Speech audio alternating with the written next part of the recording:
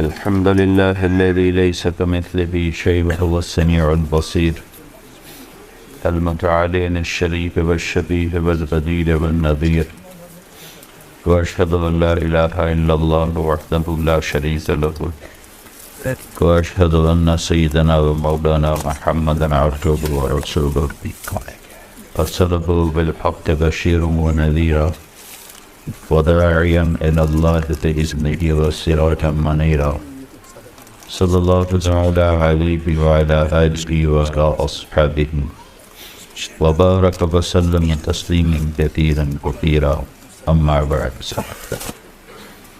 فأعوذ بالله من الشيطان الرجيم بسم الله الرحمن الرحيم من عمل صالحا من ذكر أو أنثى وهو مؤمن فلنحيينه حياة طيبة ولنجزينهم أجرهم بأحسن ما كانوا يعملون. وقال النبي صلى الله تعالى عليه وسلم إنما بعثت لأتمم مكارم الأخلاق أو كما قال. میرے بھائی اور دوستو،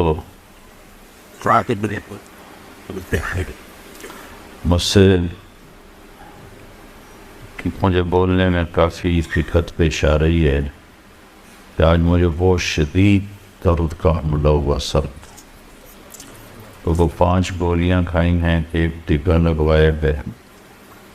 یہاں وعدہ کیا ہوا تھا آنے کا، اگر یہ وعدہ نہ ہوتا تو میں یہاں آنے کی ہمت بھی نہیں. تو دیکھتے ہیں ایمان کی صفات میں سے یہ ہے الذین یوفون بعہد اللہ ولا ینقضون المثاق، کہ جو اللہ سے کیا ہوا وعدہ بھی پورا کرتے ہیں اور لوگوں سے کیا ہوا وعدہ بھی پورا کرتے ہیں. تو اگر میری بات پیچھے تک نہ پہنچے تو مجھے معاف فرمائیں، میرا اتنا بولنا بھی بڑا جہاد ہے اس وقت، اور شدید سب کا اٹیک ہوا ہے.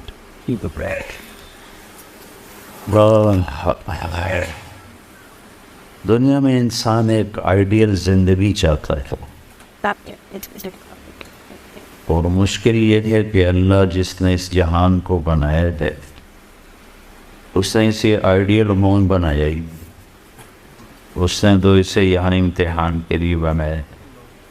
ہم اسے آئیڈیل دیکھنا چاہتے.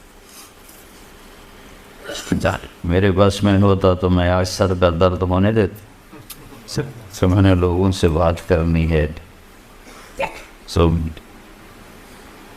میرے بس میں ہوتا تو میں تو کبھی بھی نہ ہونے دیتا. تو ہم اپنے خالق کے بنائے ہوئے نظام سے ٹکرا رہے ہیں، اس لیے پریشان. ساری دنیا پھری ہے، خوشی نہیں دیکھی. ہم ترقی یافتہ ملک دیکھے ہیں، چیزیں دیکھی ہیں، اسباب دیکھے ہیں راحت کے، لیکن خوشی کوئی نہیں دیکھ. کہ جس مالک نے اس کائنات کو بنایا ہے اس نے اس کو خاص ڈیزائن کے ساتھ بنایا. اس کی ڈیزائننگ میں ہی یہ آئیڈیل ہوم نہیں ہے، یہ ٹرانزٹ ہے اور یہ امتحان کی جگہ ہے.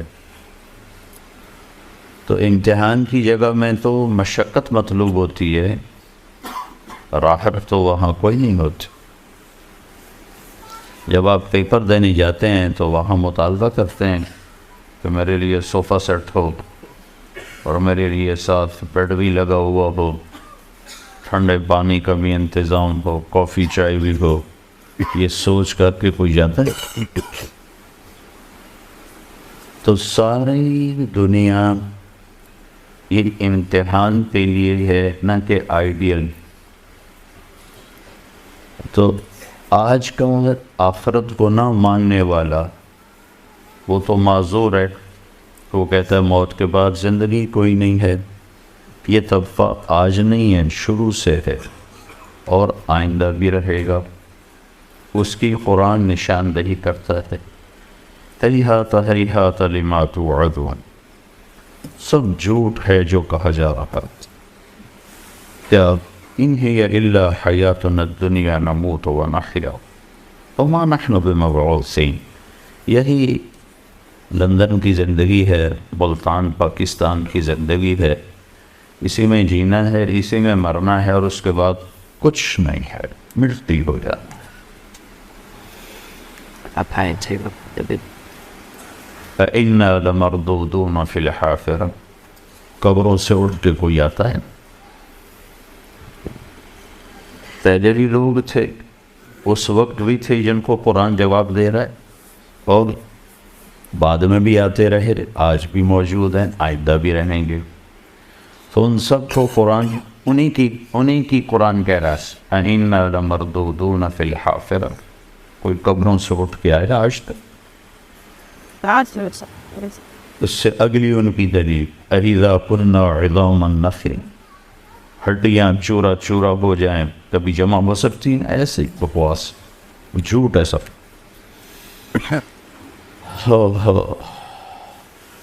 تو جو یہ ذہن رکھتے ہیں وہ کہتے ہیں ہم اس کو آئیڈیل ہوم بنائیں گے. آئیڈیل ہوم بنائیں گے. دل پر تو اللہ کا قبضہ ہے، اس میں خوشی اللہ ڈالتا ہے، اور اس میں بے چینی بھی اللہ ڈالتا ہے. تو اگر اللہ دل میں سے خوشی نکال لے تو دنیا کی کوئی ایسی شکل، صورت، مورت، کوئی نشہ، کوئی منظر، کوئی مرغزار، کوئی باغ، باغیچہ، دریچہ، کوئی ہے جو دل کو راحت پہنچا سکے؟ کیا لطف انجمن کا جب دل ہی بجھ گیا، جب دل بھی ویران پریشان ہو تو نہ شکلیں اچھی لگتی ہیں، نہ روح اور نظارے اچھے لگتے ہیں. تو ایک بہت بڑا طبقہ ہے جو کہتا ہے موت کے بعد زندگی ہے، لیکن وہ بھی اسی ماحول سے متاثر ہو کر اس دنیا کو آئیڈیل ہوم بنانے کے چکر میں ہے. نہیں بن سکتا. اگر کوئی ایک بنا لے، موت کا کیا کرے؟ کدھر بھاگیں گے باس؟ سب کچھ اس کی تمناؤں کے مطابق ہو گیا. تو اب موت سے کہو چلی نہیں جائے، یا چلو نہیں جاتی تو کچھ 100-200 سال ہی ٹل جائے کہ میرا آئیڈیل کچھ تو میں اپنی آنکھوں سے دیکھ سکوں. لیکن اس آئیڈیل کی تلاش میں لوگوں کی شام ہو جاتی. میرا بھائی ہے، ڈاکٹر ہے، ایک دن کہنے لگا میری دولت کا مجھے کیا فائدہ، میری جوانی تو پڑھتے پڑھتے گزر، جب میرے موج کرنے کی عمر تھی وہ تو پڑھنے میں گل گئی، اس پیسے کا مجھے کیا فائدہ ہے. تو ہر انسان کی یہی کہانی. اور آپ کے ہاں تو ویسے ہی کوئی بہت مالدار ہو یا بہت فقیر ہو، سب کو بانٹے اپنا خود ہی مانجنے پر، اپنے برتن خود ہی دھونے پڑتے. تو آپ کے ہاں تو لائف ویسی بہت ٹف ہے. تو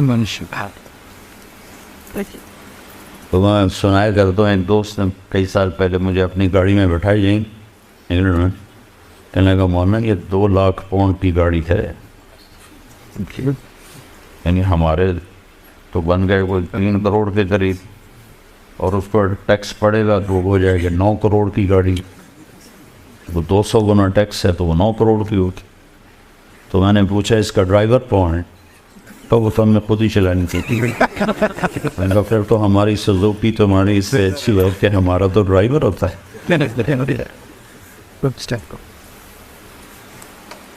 تو ہم اللہ کی بنائی ہوئی ترتیب سے ٹکر لے رہے ہیں. تو ٹیکنالوجی سے خوشی کہاں سے آئی؟ چیزوں سے تو خوشی نہیں ہوتی. احساسات ہیں نا، احساسات اور چیز کا آپس میں کوئی جوڑ نہیں ہے. احساس کی دنیا الگ ہے اور چیزوں کی دنیا الگ ہے. چیزیں بے جان ہیں، احساسات زندہ چیز ہے. یہ گاڑیاں، یہ گھر، یہ صورتیں، یہ مورتیں، یہ ان احساسات کو پروان نہیں چڑھا سکتے. تو اللہ تعالیٰ جس نے ہمیں بنایا ہے وہ خود ہمیں زندگی گزارنے کا ایک طریقہ بتاتا ہے کہ اگر تم یہ کر لو تو اس امتحان گاہ میں بھی تمہیں خوشیاں دے دوں گا، اور آگے تو آئیڈیل ہوں میں نے آگے بنائے ہیں۔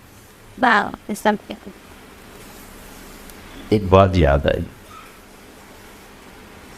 انسان کا جو ذہن ہے یہ ناممکن کو سوچ نہیں سکتا۔ اس کے کمپیوٹر میں ان پڑھ ہو پڑھا ہوا، اس کے کمپیوٹر میں ناممکن کا تصور پیدا بھی نہیں ہو سکتا۔ یہ آج کی علم نے اس بات کو ثابت کیا۔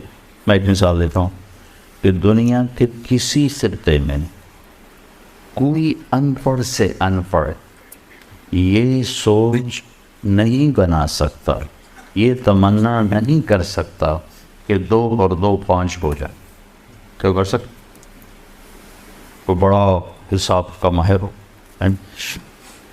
بہت بڑا میتھمیٹیشین ہو، یا میرے جیسا 2 + 2 4 کو جاننے والا ہو، سب سے پوچھ کے ہوں بھائی کیا خیال ہے، دعا کرو 2 اور 2 5 ہو جائیں۔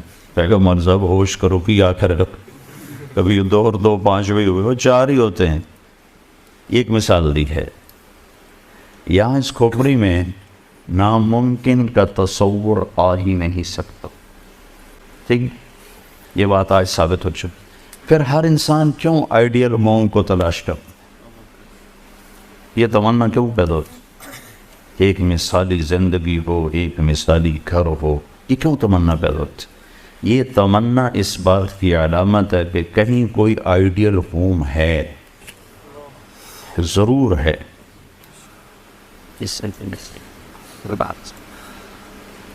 وہ کہاں ہے؟ وہ اللہ بتاتا۔ بنو اسرائیل کے ایک بادشاہ نے گھر بنایا، بڑا خوبصورت محل بنایا۔ دنیا میں سب سے بڑا محل بنایا تھا ایران کے بادشاہ خسرو پرویز۔ آپ لوگ تو آج کل اسکوائر فٹ سے ناپتے ہو، تو میں آپ کو اس کی چوڑائی لمبائی بتا رہا ہوں۔ 40,000 پلر پر اس کی چھت کھڑی تھی۔ اب اسکوائر فٹ آپ گنو، حساب کتاب، یہ جو انجینئر ہیں اب یہ گنے کہ 40,000 پلر پر اس نے وہ چھت کھڑی ہوئی تھی، اور صرف ایک گنبد میں 1,000 سونے کے فانوس لٹکے ہوئے۔ تو صاحب نے طرف سے آئیڈیل منہ بنایا، اور اس میں 10 سال بھی نہ رہ سکا کہ روم نے حملہ کیا اور ایرانیوں کو شکست ہوئی، اور انہوں نے اس گھر کو آگ لگا دی۔ وہ شہر ہی مٹ گیا، دست گرد، ایک گینٹ باقی نہ بچی۔ اور مسلمانوں میں ایک نادان بادشاہ نے، جو اسلامی تاریخ میں جو سب سے بڑا گھر بنا ہے، وہ اسپین کا بادشاہ تھا عبد الرحمن الناصر۔ اس نے 300 ہجری میں ایک محل کی بنیاد رکھی تھی، وہ 4,316 پلر پر تھا۔ اور آپ کے گھروں میں سوئمنگ پول کا یاد ہو، گھر مرغی خانے ہیں، تو جہاں بڑے بڑے گھر والے پاکستان میں وہاں سوئمنگ پول بناتے ہیں، تو مالدار لوگ سوئمنگ پول بناتے ہیں۔ تو اس نے کیا بنائے تھے؟ پارے کے پول بنائے تھے، مختلف پارا۔ تو رات کو جب چاند کی چاندنی اس پر پڑتی تھی تو اس کی جو ریفلیکشن تھی وہ تمہاری اس بجلی سے زیادہ روشنی مہیا کرتی تھی۔ اور پھر خدام مقرر تھے، اس کو ہلاتے تھے، تو اس کے ہل کے اوپر سے سورج کی چمک پڑتی تھی، اور وہ ہلتا تھا تو اس کی شعائیں ہلتی تھیں، تو سارا محل ایسے جھومتا ہوا نظر آتا تھا کہ پورا محل جھوم رہا۔ اس محل کی عمر تھی 50 سال۔ 50 سال کے بعد اشبیلیہ والوں نے حملہ کیا ہے، اور اس سے بنی اسرائیل کے ایک بادشاہ نے گھر بنایا، لوگوں کو دعوت دی، بھائی میرا گھر کیسا ہے؟ بھائی بہت اچھا، بہت اچھا۔ 2 آدمی چپ بیٹھے تھے، بادشاہ نے کہا تم بھی تو کچھ بولو. تو کہنے لگے جی بس دو اس میں کمیاں ہیں، باقی بہت آگے، دو کمیاں رہ گئی. تو سارے متوجہ ہو گئے کہ انہوں نے کون سی کمی ڈھونڈنی جہاں سونا چاندی جڑا ہوا ہو، ہیرے جواہرات جڑے ہوئے ہوں. تو انہوں نے کیا ڈھونڈ لیا؟ ان کا کیا ہے؟ کہا ایک بات تو یہ ہے کہ آپ اسے چھوڑ کے مر جائیں، اور دوسری کمی یہ ہے کہ ایک دن یہ گھر اجڑ جائے، باقی کچھ کمی نہیں. وہ کہنے لگے پیچھے رہے ٹھیک ہے، پیچھے کیا بچا؟ وہ کہنے لگا کوئی گھر ہے جس میں رہنے والا مرے نہیں اور وہ اجڑے نہیں، کہاں ہے؟ کہ وہ کدھر ہے؟ کہ وہ اللہ نے جنت کو بنایا. تو اس کو ہم آئیڈیل بنا بھی لیں اپنی عقل سے تو بن نہیں سکتا، اپنی عقل سے تو بن نہیں سکتا. اگر فرض کرو بنا لیں تو بنتے بنتے شام کو چھپی ہوگی. ہاں جس کو آپ کہتے ہیں فیوچر 40 سال تو اس کو ڈھونڈنے میں لگ جاتے. 40 سال کے بعد پیچھے بیماریاں ہوتی ہیں اور آفت، اور یہاں تو ویسے بچے چھوڑ کے چلے جاتے ہیں، تو پھر دیواریں ہوتی ہیں اور کمرے ہوتے ہیں.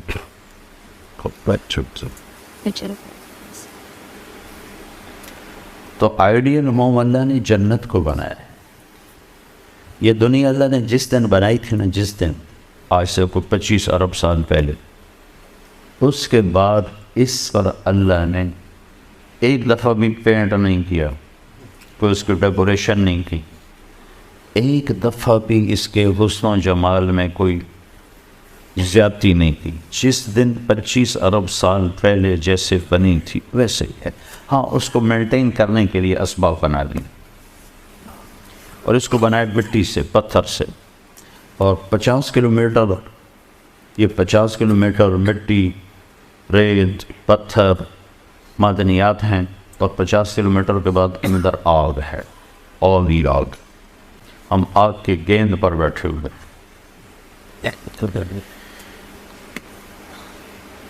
جس دن اللہ نے جنتوں کو بنایا تھا اس میں مٹی کوئی نہیں، پتھر کوئی نہیں، لوہا کوئی نہیں، لکڑی کوئی نہیں. جنت کا سب سے جو ہلکا میٹیریل ہے وہ سونا اور چاندی، یہ اس کا ہلکا میٹیریل، اور موتی اور یاقوت اور زمرد یہ اس کا ہلکا میٹیریل. اور اس میں جو درخت ہیں وہ لکڑی کے نہیں، درخت سونے اور چاندی سے ہی بنائے، ان کی ڈالیاں ٹہنیاں. ایک نے پوچھا وہ سونے چاندی سے پھل کیسے نکلے گا؟ تو آپ نے کہا لکڑی سے پھل کیسے نکل رہا ہے؟ لکڑی سے پھل کیسے نکل رہا ہے؟ لکڑی اور پھل کا کیا تعلق؟ اس میں سے کیسے پھل نکل رہا؟ تو جو رب لکڑی سے نکالتا ہے وہ سونے سے نکال دے. کرنا تو اس نے نہیں. تو اس نے جو اس کو بنایا ہے، تو فرض کرو دنیا کو بنے ہوئے جو سائنسدان کہتے ہیں 25 ارب سال ہوئے ہیں، بگ بینگ 25 ارب سال پہلے تھا، تو اللہ نے اسی وقت جنت بھی بنا دی ہوگی. ہم یہ فرض کر لیتے ہیں، پتہ نہیں کب بنائی، لیکن مخلوق کے بننے کی ابتدا بقول سائنسدانوں کے 25 ارب سال پہلے، اسی وقت ہم جنت کو بھی شمار کر لیتے. اللہ نے اس وقت جنت بھی بنا دی، جہنم بھی بنا دی. جس دن جہنم کو بنایا اس دن سے لے کر آج تک روز اس کو بھڑکاتا ہے. جس دن جنت کو بنایا اللہ تعالیٰ، اس دن سے لے کر آج تک 25 ارب سال تو یہ ہوگی، اور آگے جتنا زمانہ باقی ہے اٹھانے تک کہ وہ ہو گیا. اس دن سے لے کر آج تک اللہ اس کو روزانہ 5 دفعہ پہلے سے زیادہ خوبصورت کر دیتے. روزانہ ہر حتیٰ کہ ایک پتا ہے نا، جو درخت کا ایک پتا، وہ بھی کل سے آج 5 گنا زیادہ خوبصورت ہو جاتا. جو جنت کی لڑکی بنائی ہے، یہاں جی کیوں بھر جاتا ہے؟ حسین سے حسین شکل ہو، منظر ہو، گھر ہو، دل کیوں اچاٹ ہو لیتا کہ اس کا حسن رکا ہوا ہے، آگے نہیں جا رہا؟ تو ایک دو ہفتے، ایک دو سال، ایک دو دہائیاں، پھر دل اچاٹ ہو جاتا۔ کینیڈا پہلی دفعہ ہم جماعت میں گئے تو میں نے کینیڈا والوں سے کہا نیاگرا دکھاؤ، خود کہا، وہ لے کر گئے، بڑا اچھا لگا۔ دوسری دفعہ گئے تو انہوں نے کہا نیاگرا دیکھنا ہے، میں نے کہا دکھا دو، انہوں نے کہا، میں کہا دکھا دو، تو ہم دیکھنے چلے۔ تیسری دفعہ گیا، کہنے کہ نیاگرا چلے، میں نے کہا دفعہ کرو، پانی تو ہے، دیکھنے کے۔ اب میں کیوں نہیں گیا کہ اس کے حسن کو میں 2 دفعہ دیکھ چکا ہوں، اب مزید اس میں بڑھوتری زیادتی نہیں ہے، آگے نہیں جا۔ تو 2 دفعہ میری آنکھ اس کو دیکھ کے بھر چکی۔ تو کیسی یہ خوبصورت شکل ہو، اس کا حسن ایک جگہ رکا ہوا ہے، تو اس کو دیکھتے دیکھتے دیکھتے طبیعت بھر جاتی، پھر نئی کی تلاش ہوتی۔ اس لیے تو آپ دیکھو نا، انسان نے جو ترقی کی اسی مزاج کی وجہ سے کی۔ 1940 کی گاڑیاں کیسی تھیں اور 2012 کی گاڑیاں کیسی۔ تو جنت میں کیا ہوگا؟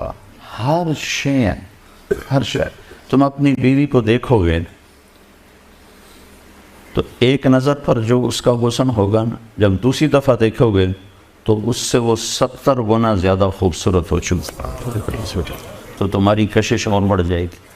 پھر جب تیسری دفعہ دیکھو گے، یوں کر کے ایسے کرتے ہیں، ایک سیکنڈ اگر اس رب کا قربان، انہوں نے کہا زنا نہ کرو، زنا نہ کرو، نکاح کرو، میں نے تمہارے لیے ایسی لڑکیاں تیار کر کے رکھی ہیں کہ دے دو گے تو 40 سال دیکھنے کا نشہ نہیں اترے گا۔ پہلی نظر دیکھے گا جنت کی لڑکی کو تو میرے رب کی عزت کی قسم ہے 40 برس ایسے دیکھتا رہے، آنکھ ایسے بند نہیں کر سکتے، دائیں بائیں نہیں دیکھ سکتے۔ ایک اس لیے کہ ہر پل میں، سیکنڈ میں اس کا حسن اوپر جا رہا، اوپر جا رہا، اوپر، تو ہر دفعہ پہلے سے زیادہ، پہلے سے زیادہ، پہلے سے زیادہ۔ اور وہ جب تمہیں دیکھے گی تو تم اس کی نظروں میں، ہر نظر میں پہلے سے 70 گنا زیادہ خوبصورت ہو جاؤ گے۔ تو وہ تمہیں دیکھ کے اس کا دل نہیں بھرے گا، اور اسے دیکھ کے تمہارا دل نہیں بھرے گا۔ اس کی جوانی بڑھتی جا رہی ہو، بڑھتی جا رہی، بڑھتی جا رہی، تمہاری جوانی بڑھتی جا رہی ہو، تو بڑھتی جا رہی ہو، بڑھتی جا رہی۔ تو تم اسی سے اندازہ لگا لو کہ کیا حسن ہو گیا۔ یوسف علیہ السلام اللہ کی مخلوق ہیں، مخلوق۔ تو میرے نبی نے کہا اللہ نے ساری دنیا کو حسن دیا، ساری دنیا کو، ساری دنیا، اور ابھی آنے والے لوگ ابھی باقی ہیں، مرد عورت کالے گورے اس میں شامل ہیں، 1/2، ہاف، باقی پورا ہاف اللہ نے اکیلے یوسف کو دے دیا۔ تو کیا شاہکار تھے۔ تو وہ ایسے رہتے تھے، نقاب رکھتے تھے، فتنے نہ پڑ جاتے۔ تو یہ میرے رب کی قدرت کا ایک ادنا سا کرشمہ ہے۔ تو جنت میں اب کیا ہونے والا ہے؟ اللہ اپنے نور میں سے چہرے پر نور ڈالے گا۔ جو میک اپ ہوگا نا مرد عورت کا، وہ میک اپ کیا ہوگا؟ اللہ اپنا نور اس کے چہرے پر ڈالے۔ یہ سورج اللہ کی روشنی کا ادنا سا اندرا سے ہم اس کو دیکھ نہیں سکتے، ڈالے گا۔ تو پھر چونکہ اللہ کی ذات سے نکلا ہوا وہ حسن ہے، تو پھر وہ بڑھتا ہی جائے گا، بڑھتا ہی جائے گا، بڑھتا ہی جائے گا۔ عورت کے لیے مرد کا، مرد کے لیے عورت۔ تو آئیڈیل ہوم اللہ نے آگے بنایا ہے۔ پھر کتنا ہی مالدار کیوں نہ ہو، کہ نیا گھر بنانا ہے تو بنانے میں کتنا دیر لگتی، کتنا وقت لگتا۔ نیا گھر بناؤ بھائی، اس سے ہمارا دل بھر گیا ہے، نیا بناؤ، 1-2 سال تو چلے گا، 3 سال تو چلے گا۔ میرے رب کی عزت کی قسم، آپ ایک نظر آپ نے دیکھا اور آپ کو خیال ہے کہ یہ ڈیزائن اب پرانا ہو گیا، نیا ہونا چاہیے، تو آپ کے جملہ پورا ہونے سے پہلے ہر چیز نئی ہو چکی ہو۔ آئیڈیل ہوم، ایک عورت کتنے ارمانوں سے گھر سجاتی، لیکن میں نے کروڑ پتیوں کی بیویوں کے فون سنے ہچکیاں لے کر روتے ہوئے کہ ہمارے خامن کا رویہ ٹھیک نہیں، گھر کو آگ لگا، میرے لیے سرٹ کو میں کیا کروں جب میرے خامن کا بور ہی ٹھیک نہیں، 20 کروڑ کے گھر کو میں کیا کروں جب میرا خامن کا رویہ ہی ٹھیک نہیں۔ انہوں نے تو آئیڈیل ہوم بنایا تھا، تو اس میں ہی کہاں سے آ گیا؟ تو یہ آئیڈیل ہوم بن نہیں سکتا، جو کہ مرد کی اپنی ہوتی ہے مرضی، عورت کی اپنی مرضی ہوتی ہے، دونوں میں ٹکراؤ ہوتا ہے، زبان پہ جملے سخت ہوتے ہیں، دل پھٹنا شروع ہو جاتے ہیں، دل ٹوٹنا شروع ہو جاتے ہیں۔ پھر آدمی کا دل چاہتا ہے کہ میری عزت ہو، لوگ مجھے سلام کریں، کوئی میرے آگے ہو کوئی پیچھے ہو۔ ایک ہمارا سیاستدان کہنے لگا تمہیں کیا خبر، جب گاڑی پہ جھنڈا لگتا ہے تو آدمی کہاں اڑتا ہے، جھنڈے والی گاڑی میں تو نشہ ہی ہو رہا جو آدمی کی کمزوری ہے۔ لیکن یہاں جھنڈے بھی لوگ لگاتے ہیں اور ڈنڈے بھی لگاتے ہیں، جن کو جھنڈے لگا کے دیتے ہیں ان کو ڈنڈے بھی لگاتے ہیں۔ آپ کو تھوڑا سا پروٹوکول بتاؤں جنت کہ جب اللہ تعالیٰ اہل جنت کو بٹھا دے گا، اپنے میاں بیوی ساتھ بیٹھے ہیں، دروازے کھلیں گے اور آپ کے خادم آئیں گے۔ جو سب سے چھوٹا جنتی ہے اس کے 80,000 نوکر ہیں، تو باقیوں کا اندازہ لگاؤ کتنے ہوں گے؟ سب سے چھوٹے پہ 80,000، اور ان سب سے آخر میں جہنم سے نکل کر جنت میں آئے، بڑی دیر جہنم کی سزا بھگت کے میرے نبی پہ قربان جاؤں، کیا نظر کیا علم ہے۔ آپ نے کہا میں اپنی آنکھوں سے دیکھ رہا ہوں اس کو جہنم سے نکلتے ہوئے۔ اس کا نام بتایا، اس کا نام ہوگا جوہینہ، اس کا قبیلہ بتایا، اس کا قبیلہ بھی ہوگا جوہینہ۔ سب سے آخر میں نکلے، موریں کھوتا پتہ نہیں کب نکلے۔ تو یہ جب جنت میں انٹر ہوگا تو 80,000 نوکر اس کو گارڈ آف آنر پیش کرتے، 80,000 وہ کہیں گے آقا جی ہمارے سرکار سارے جنتی پہنچ گئے، آپ نے اتنی دیر لگا، کہے گا شکر کرو میں آ ہی گیا، میں نے بڑے لطر پہ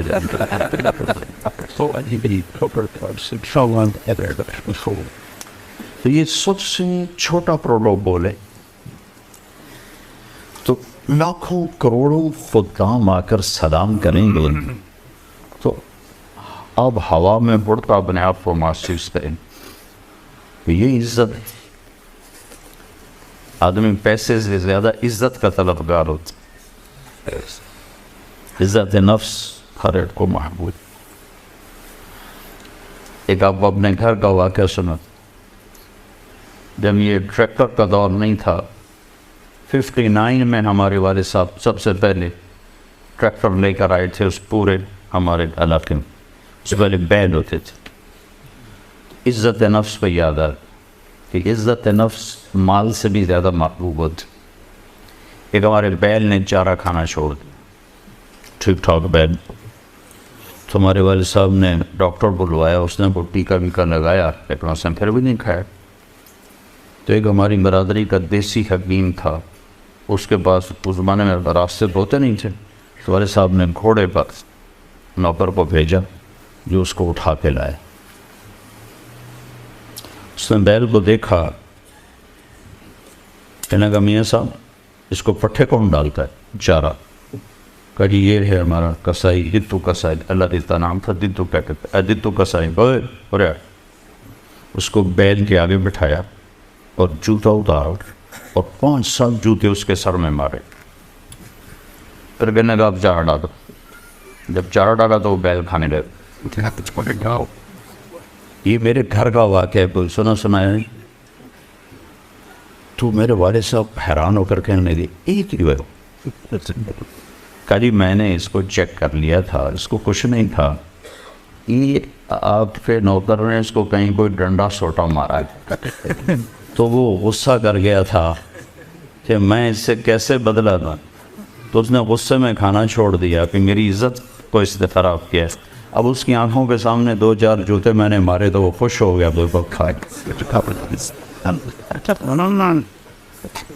عزت کی طلب کوئی ناجائز نہیں ہے، یہ انسانی ضرورت. مال کی طلب ناجائز نہیں ہے، انسانی ضرورت. ہاں اس کے حدود ہیں، اس کے اندر تو ضرورت ہے، اس کے باہر پھر کہیں تکبر بن جاتا ہے، کہیں ظلم بن جاتا ہے، کہیں زیادتی ہے. حدود کے اندر تو ایک حدیث سنا دیتا ہوں. اس مسلمان کو عزت دینا کتنا ضروری ہے. میرے نبی نے فرمایا 1 روپیہ سود کھانا 36 دفعہ زنا کرنے کے برابر. 1 روپے یعنی 1 پاؤنڈ سود کھانا 36 دفعہ زنا کرنے کے برابر. اس کے بعد آپ نے فرمایا اور تمہیں بتاؤں سب سے بڑا سود کیا ہے.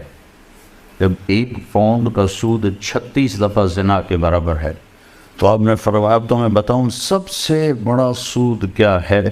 الاستطالۃ فی عرض المسلم، مسلمان کو بعزت کرنا سب سے بڑا سود.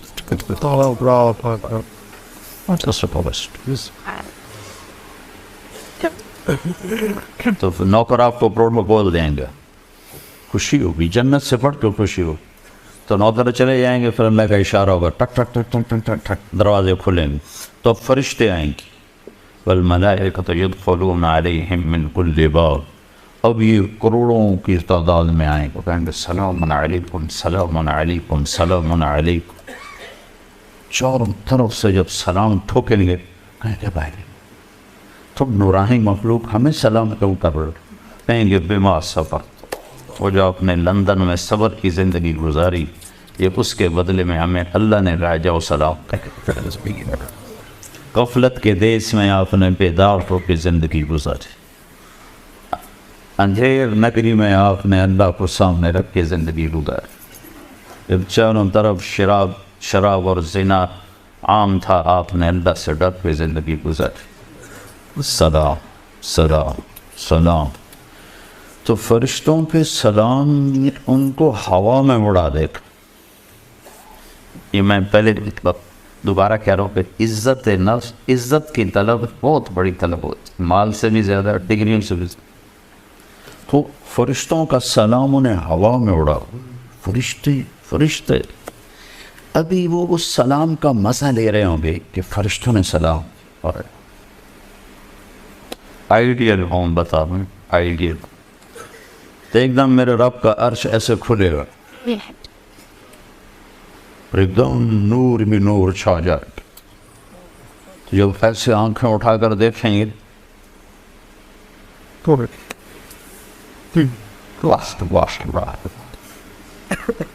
اللہ سامنے ہوگا اور اللہ کہے گا سلام قولا من رب الرحیم، اب تمہارا رب بھی تمہیں سلام پیش کرتا. اور پروٹوکول کی آخری حد، تمہارا رب تمہیں سلام پیش کرتا. سلامان قولا من رب الرحیم، رب رحیم، اے میرے بندو، اے میری بندیو جنہوں نے دنیا میں مجھ سے ڈر کے زندگی گزاری، میں تمہارا رب تمہیں سلام پیش کرتا ہوں اور تمہیں مرحبا کہتا ہوں، تمہیں ویلکم کرتا ہوں. پھر میرے نبی نے فرمایا اللہ ہر ایک کا نام لے کر حال پوچھے گا. ہر مرد عورت کا نام لے گا، نام لے کر گئے کیا حال ہے، ٹھیک ہے، کوئی تکلیف تو نہیں، کوئی حاجت تو نہیں، کوئی پریشانی تو تو جب یہ اللہ کو دیکھیں گے کہیں گے یا اللہ ہم تو تیری عبادت ہی نہ کر سکتے، ہمیں تو پتہ ہی نہیں تھا تو ایسے حسن و جمال والا ہے. کیا یہ ہو سکتا ہے کہ ہم تو یہ ایک سجدہ کریں جیسے لندن میں کرتے تھے؟ یہ وہی کہہ سکیں گے جو نماز پڑھتے تھے، جو نہیں پڑھتے وہ کیسے کہہ سکیں گے؟ کیا یہ ہو سکتا ہے کہ ہم تم ایک سجدہ کریں جیسے دنیا میں کرتے تھے؟ تو اللہ تعالیٰ فرمائیں گے میرے بندو اب پوزیشن بدل چکی ہو، حیثیت بدل چکی، حیثیت پوزیشن یا لبو کیسے کہ دنیا میں تم بندے تھے اور میں تمہارا مالک تھا، تم نوکر تھے اور میں مالک تھا، ٹھیک، تم ایمپلائی تھے تمہاری زبان، تم میرے ملازم تھے اور میں تمہارا مالک تھا، تو تمہارے ذمے میری مانگ کے چلنا، میری عبادت کرنا، نمازیں پڑھنا، روزے رکھنا تمہارے ذمے تھا۔ اب جنت میں آ کے حیثیت بدل گئی ہے، اب تم مہمان ہو اور میں تمہارا میزبان۔ کیا ہوسٹ کہتے ہیں میزبان کو؟ بیسٹ۔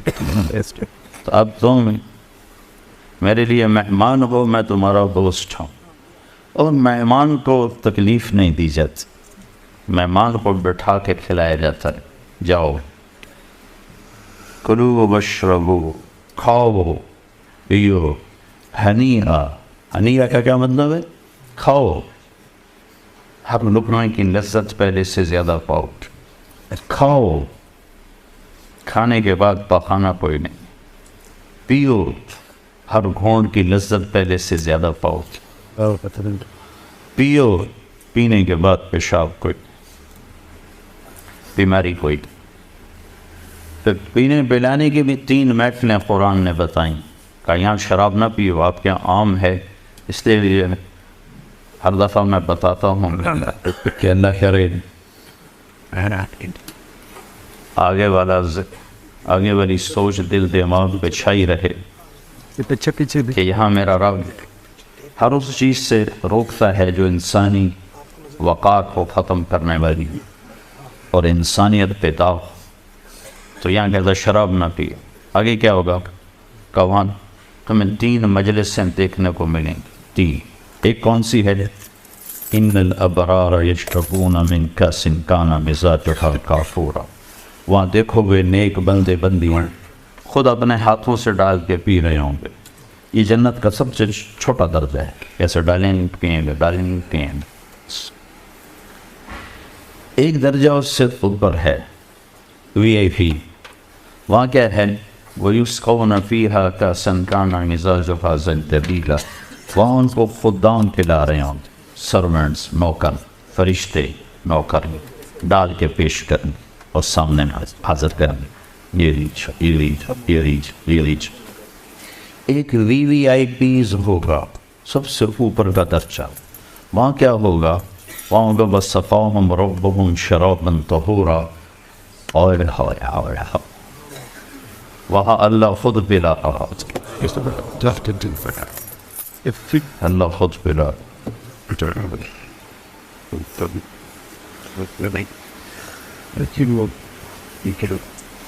اللہ کے نبی تشریف فرما رہے، ادھر بیٹھے تھے عبداللہ بن عباس، سیدھے ہاتھ، چھوٹی عمر پہ 12 سال۔ ادھر بیٹھے تھے خالد بن ولید، بڑے سردار سیف اللہ، تو آپ نے پانی پیا، تو آپ کی عادت تھی، آپ جو نا سیدھا ہاتھ سے شروع کرتے تھے، ہر چیز میں نا رائٹ سائڈ کو پسند کرتے، پہلے پاؤں، رائٹ پاؤں میں آپ اپنا جوتے میں اپنا پاؤں ڈالتے، کنگھی کرتے تھے تو پہلے رائٹ سائڈ سے کرتے تھے، پھر لیفٹ سائڈ سے کرتے، داڑھی میں پھر ادھر سے کرتے تھے، پھر ادھر سے کرتے۔ ایک مثال دے رہا ہوں، تو آپ کا جی چاہا یہ بچہ ہے میں یہ پانی دوں خالد بن ولید کو جو سردار ہے، لیکن وہ آپ کی مستقل عادت کہ ادھر سے شروع کرنا، ادھر والے کو دینا، تو آپ نے کہا عبداللہ اگر تو اجازت دے تو میں یہ خالد کو دے دوں، کہ یا رسول اللہ کسی اور کا جھوٹا ہوتا تو میں ایثار کرتا، یہ آپ کا جھوٹا ہے، آپ کے ہاتھوں کا، میں کیسے کسی اور کو دے؟ یہ تو آپ کے ہاتھوں کا ہے، میں نہیں کسی کو دیتا، مجھے ہی دیں آپ۔ تو جب اللہ اپنے ہاتھوں سے دے گا تو کیا ہوگا؟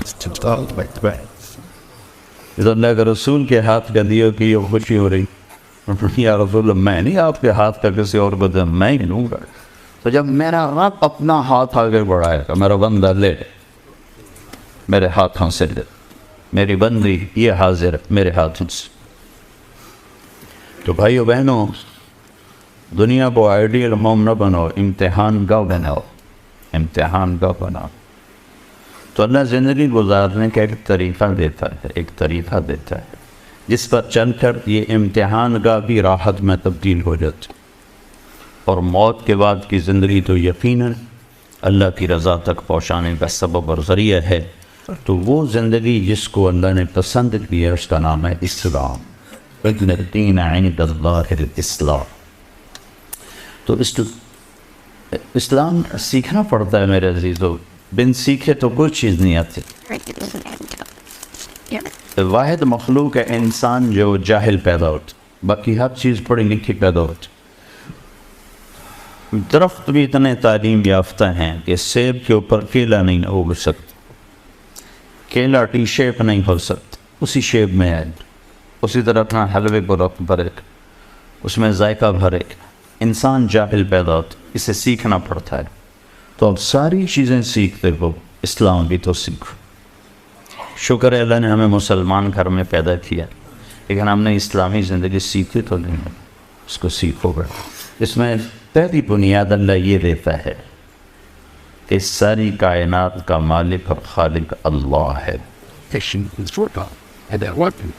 ساری کائنات کا مالک اور خالق اللہ ہے۔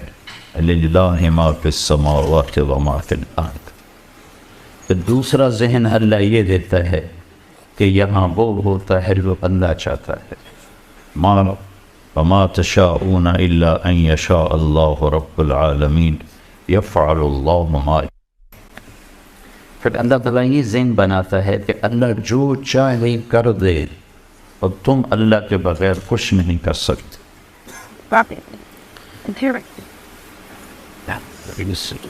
یہ ذہن ہے لا الہ الا اللہ۔ لا، ہر چیز پہ لا ہے، کہ ساری کائنات کے ہاتھ میں کچھ نہیں ہے، جو کچھ ہے اللہ کا ہے، اللہ کے ہاتھ میں۔ سب سے پہلے اللہ لا الہ الا اللہ کی بنیاد بناتا ہے کہ جو تمہیں نظر آ رہا ہے یہ کسی بنانے والے نے بنایا ہے، اور یہ اسی کے ہاتھ میں ہے، کسی اور کے ہاتھ میں نہیں ہے۔ وہ جو چاہے کر کے دکھاتا۔ یہ اللہ تعالیٰ سب سے پہلے اسلام پر چلنے کی یہ بنیاد ہے۔ یہ بنیاد نہ ہو تو اسلام پہ نہیں چلا جا سکتا۔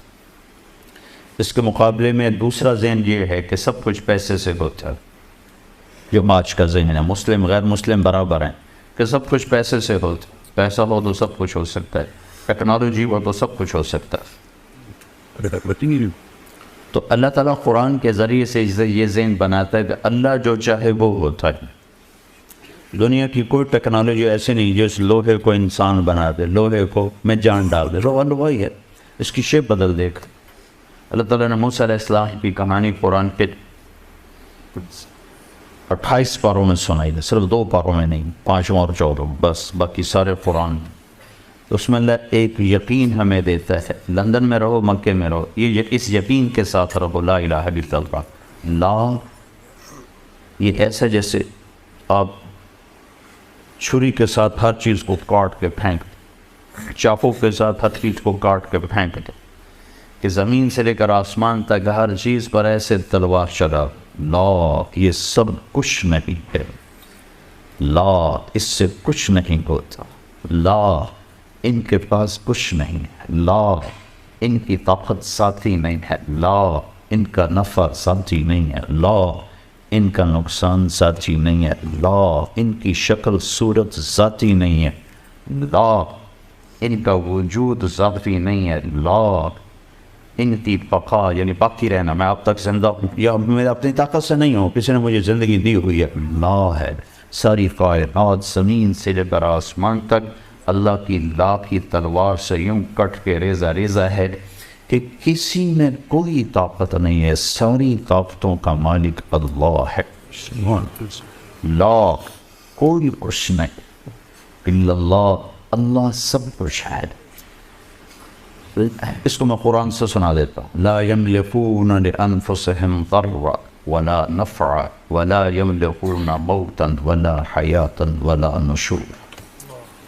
جو میں پہلے کہہ رہا ہوں، لا لا لا لا، کہ ساری کائنات اللہ کے سوا، ناری نوری آسمانی زمینی، نہ نقصان دے سکتے ہیں، نہ نفع دے سکتے ہیں، نہ زندگی کے مالک ہیں، نہ موت کے مالک ہیں، نہ مردے کو اٹھا سکتے ہیں۔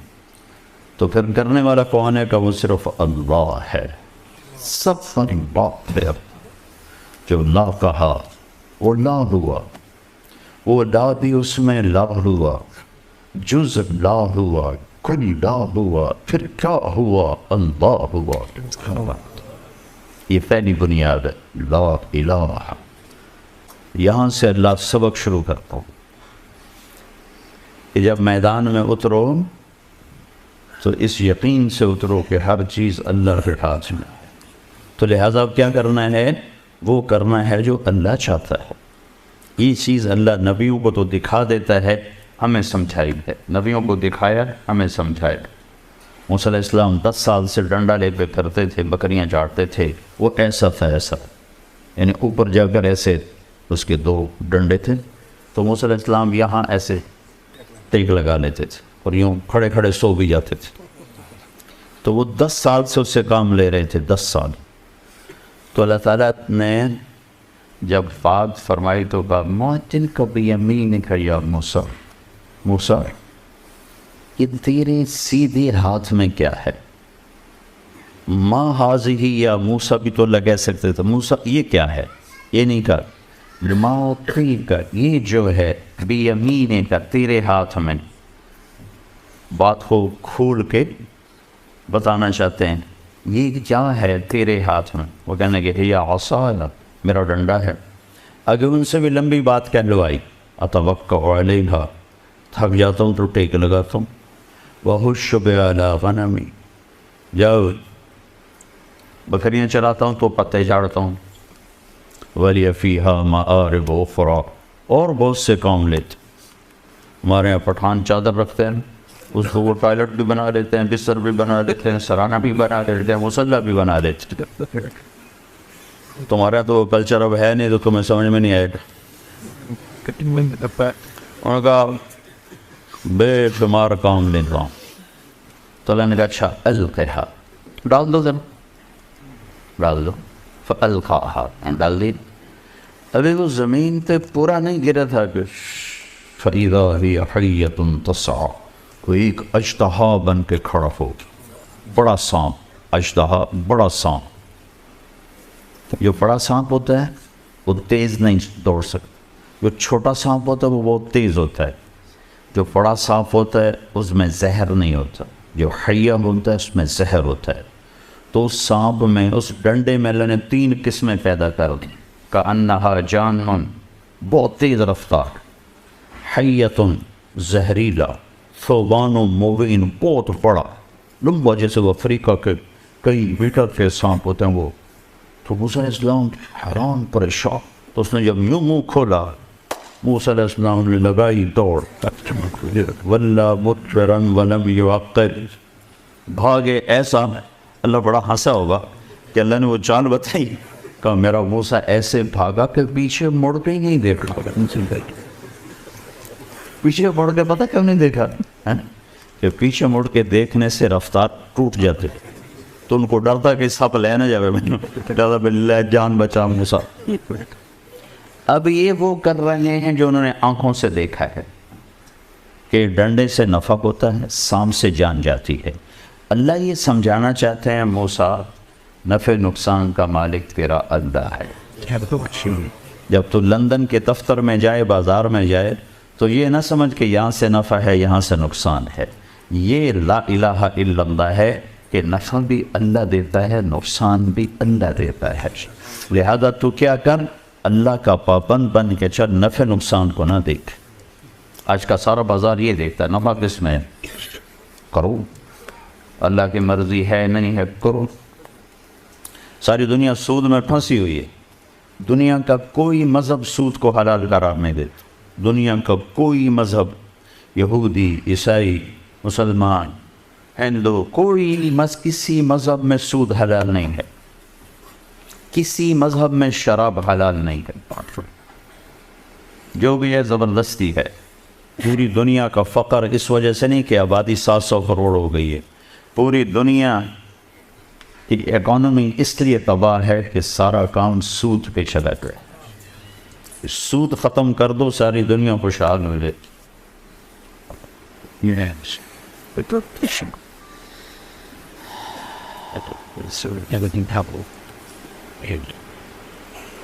آبادی کی کثرت سے روٹی نہیں کم ہوتی، سسٹم کی خرابی سے روٹی کم ہوتی. ہمارا ذہن یہ بنا دیا گیا آبادی بڑھ گئی ہے روٹی کم پڑ گئی لہٰذا آبادی کم کرو آبادی کم. تو یہاں تو یہ بات چل گئی ایسی چلی کہ آپ بچے ہی ختم ہو گئے ہیں. 100 گاڑی گزرتی اس میں بچے کو نہیں ہوتے. ہمارے یہاں چونکہ جہالت ہے تو شکر ہے یہ بات چلی نہیں. ہمارے تو ڈگی میں بھی بچے بیٹھتے ڈگی کھود کے بھی اس میں بیٹھتے اندر پورے نیا بگ ڈگی چ بہ گئے پانچ اندر تو پانچ ڈگی. آبادی سے روٹی نہیں کم پڑتی, سسٹم کی خرابی سے روٹی کم پڑتی. سود نے جکڑ لیا ساری دنیا کی دولت 2% انسانوں کے ہاتھ میں. 700 کروڑ انسانوں کی 98% دولت 2% آدمیوں کے ہاتھ میں, 2% انسانوں کے ہاتھ میں. تو اللہ ڈنڈا سانپ ڈنڈا یہ دکھانا چاہتا ہے کہ نفع نقصان اوپر سے ہے نیچے نہیں. تو موسیٰ علیہ السلام نے وہ کیا جو ہونا چاہیے تھا, بھاگے. تو اللہ نے کہا موسیٰ کدھر بھاگ رہے ہو, پکڑو اسے. کہا یا اللہ معاف فرمائے نہیں پکڑا, انکار کر دیا اللہ کو. یا اللہ معافی دے میں نہیں پکڑا تھا. تو کہا خذھا پکڑو نا بابا. پر اللہ نے کہا خذھا ولا تخف, ارے پکڑو ڈرو نہیں کنا یا اللہ میری توبہ. تیسری دفعہ اللہ نے کہا خذ فإنک من الآمنین, جو کہتا ہوں کر لو, میں گارنٹی دیتا ہوں کچھ نہیں ہوگا. اللہ کی گارنٹی پر کھڑے ہوئے. یہ گارنٹی اللہ آپ کو دے رہا ہے کہ بازار میں وہ کرو جو میں کہتا ہوں, جاب میں وہ کرو جو میں کہتا ہوں, گھر میں وہ کرو جو میں کہتا ہوں. اگر نقصان ہو تو میں گارنٹر ہوں, کیونکہ نفع تو میری طرف سے آنا ہے, نقصان تو میری طرف سے آنا ہے. یہ صرف قصہ سنانا تو مقصود نہیں نا. اللہ نے اس قصے کو 28 پاروں میں کیوں سنایا؟ یہ سب سے زیادہ خرابی یقین لا الہ الا اللہ میں آتی. تو موسیٰ علیہ السلام کھڑے ہو گئے. اب یہ بھی نہیں کہا بھی چلو پیچھے سے تم پکڑ لو بچے کا, منہ میں ہاتھ ڈال منہ میں. اس نے منہ ایسے فوڑ ہوا. اور موسیٰ علیہ السلام بیچارے کہاں پر ہے, تو کپڑا سادہ سے ہاتھ پہ لپیٹ لیا ایسے کر. اللہ نے کہا یہ کیا لپیٹ؟ کہ اللہ مجھے ڈر لگتا ہے. تو اللہ تعالیٰ نے کہا تیرا ڈر تو نکالنا چاہتا ہوں اور کیا کر رہا ہوں, چل کپڑا اتار. یہ کپڑا تمہیں بچا لے, یہ تو سارا تمہیں نکل سکتا ہے. تو موسیٰ علیہ السلام نے ایسے ایسے ایسے ایسے ہاتھ بڑھائے. ہاتھ کہاں پر ہے؟ تو وہ کانپتی انگلیوں نے ایسے منہ کو ٹچ کیا تھا کہ دوبارہ وہ بھی ڈنڈا اللہ نے ہاتھ میں پکڑا. نیا نہیں, وہی 10 سال پران ہوئی کہ موسیٰ ساری کائنات تیرے رب کے سامنے اس ڈنڈے کی طرح ہے. جو تیرا رب چاہے گا کر بیٹھ, جو تیرا اللہ چاہے گا وہ ہوگا, جو نہیں چاہے گا نہیں ہوگا. یہ لا الہ الا اللہ ہے کہ بھائیو بہنوں, اپنے گھر میں اور تم باہر اپنے دفتر جاب میں وہ کرو جو اللہ چاہتے ہیں. جس چیز سے اللہ نے روکا ہے رک جاؤ. کہیں نقصان ہوگا ہونے دو, نہیں ہوگا ضمانت دے رہا ہے. اگر ہو جاتا تو اللہ کے ذمہ ہو گیا. انشورنس کمپنی ہے کہ نہیں ہے, تو کتنے مدد سے کوئی کر نہیں, ٹکر ہو گئی تو نمی لگ جائے گی. تو یہاں کی انشورنس پر تم بے پرواہ ہو جاتے ہو, تو اللہ کی انشورنس پر بھی تو بے پرواہ ہو جاؤ کہ صرف یہی زندگی تو نہیں ہے نا, آگے بھی تو ہے نا. تو اگر تمہیں گھاٹا نقصان ہوتا ہے تو اللہ کی انشورنس کمپنی موجود ہے, کئی گنا کر کے واپس ملے گا. یہاں نہ بھی ملا تو آگے جو آؤ تو صحیح.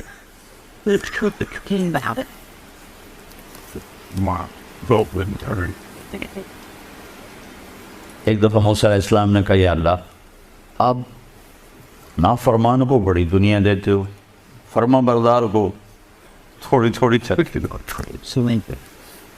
ایک دفعہ میں بہت پرانی بات ہے, کوئی بڑے اللہ کے نیک ولی تھے, میں ان کے پاس بیٹھا تھا تو ایک صاحب آئے, کہنے کہ حضرت اللہ دعا کرو اللہ رزق حلال دے, بہت دے, بہت دے, اللہ رزق حلال دے اور بہت زیادہ دے. تو اگر وہ بزرگ تھے اردو نہیں بولتے تھے, پنجابی بولا کرتے.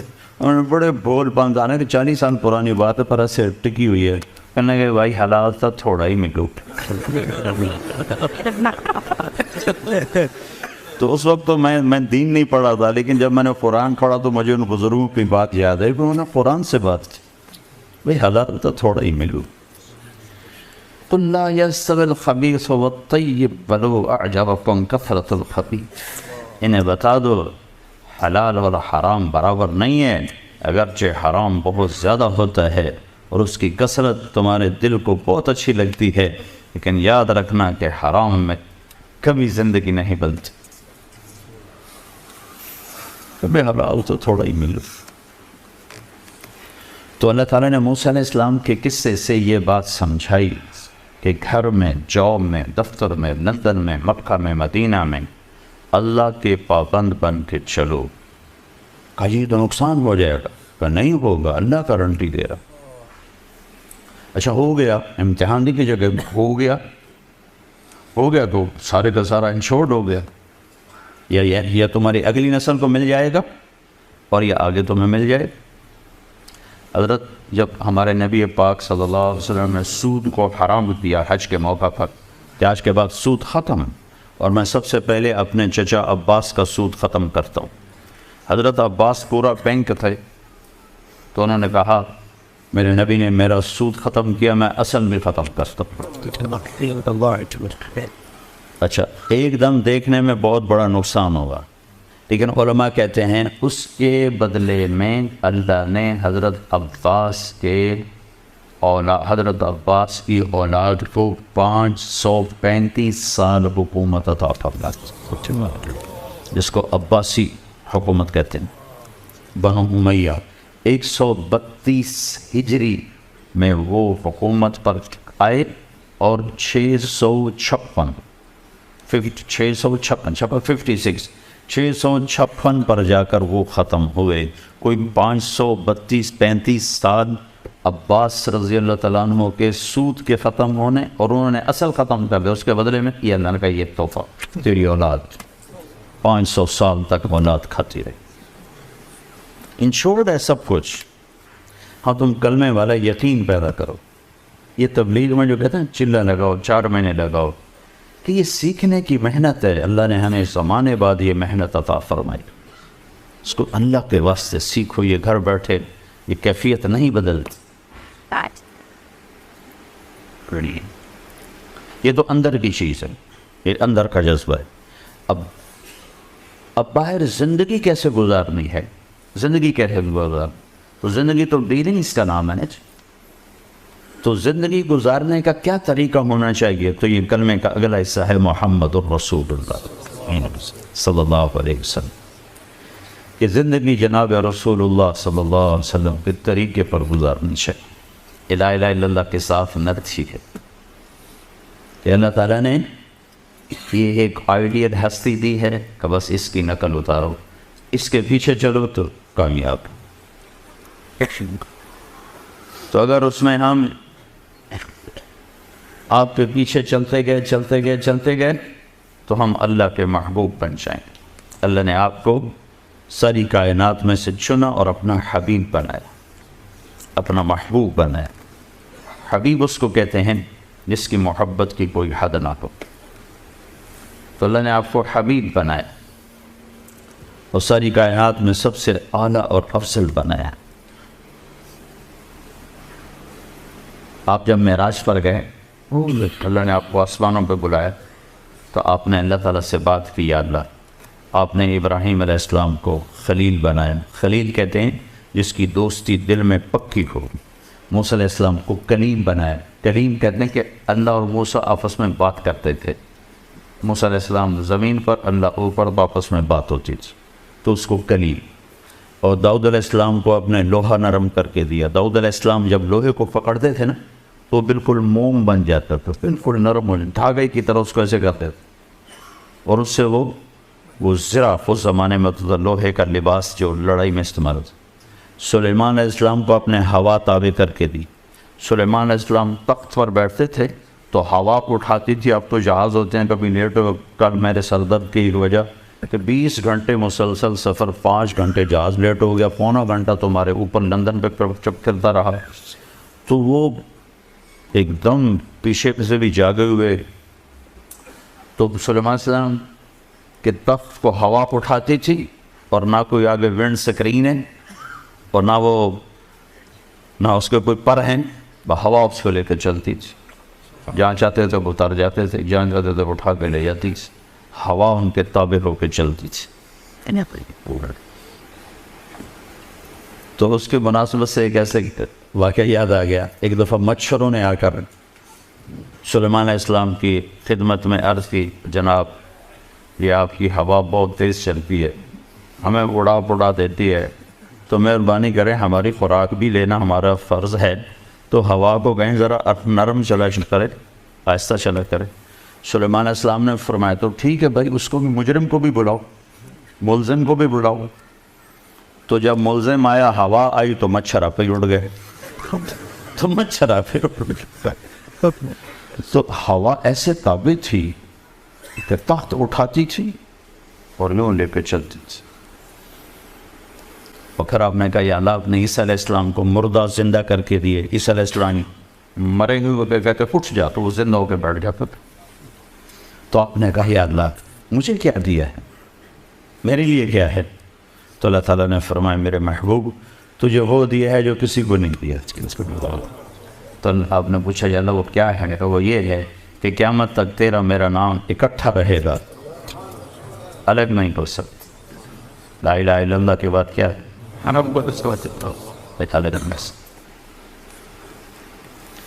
اب کی زندگی کیسے گزارنی ہے؟ تو اس کے لیے ہے محمد رسول اللہ صلی اللہ علیہ وسلم. آپ کی پوری زندگی کھلی کتاب کی طرح ہمارے سامنے موجود ہے. اس کے پیچھے پیچھے چلو، پھر چاہے لندن میں رہو، چاہے نیو یارک میں رہو، مدینہ میں رہو، دلی میں رہو، لاہور میں رہو، اللہ کی رحمت آپ کے سر پر ہے. لیکن اگر میرے حبیب کی زندگی سے بغاوت ہو گئی تو مکے میں رہنا بھی نجات نہ دلا سکے، اور مدینے میں رہنا بھی نجات نہ دلا سکے.